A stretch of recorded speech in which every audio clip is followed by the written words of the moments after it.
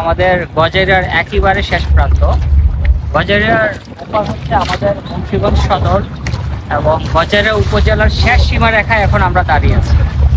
আমাদের ওই পাড়টা হচ্ছে মূলত চাঁদপুর এবং তার এই পাড়টা হচ্ছে আমাদের মুন্সিগঞ্জ সদর। এই সদর এবং চাঁদপুর এবং গজেরিয়া এই ত্রিমুখী স্থানে আমরা দাঁড়িয়ে এখন সূর্যাস্ত উপভোগ করছি।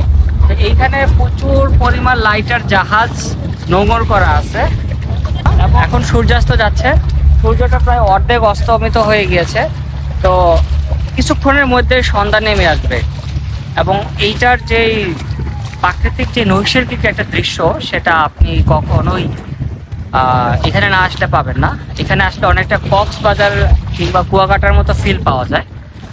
প্রচুর পরিমাণে নদীতে ঢেউ আছে, তার পাশে প্রচন্ড বাতাস এবং এই ঘাটলাটা করা হয়েছে মূলত দর্শনার্থীদের হাঁটাচলা করার জন্য এবং ঈদ উপলক্ষে প্রচুর মানুষের এখানে ভিড় হয়েছে। তো এইখানটাকে আমরা এই জায়গাটাতে আমি এর আগে কখনো আসিনি, এটা আমার ফার্স্ট টাইম এখানে আসা। তো এই জায়গাটা আমি বেশ এনজয় করছি এবং আমার সাথে এখানে আমার বন্ধু বান্ধব আসছে, সবাই মিলে বেশ এনজয় করছে জায়গা।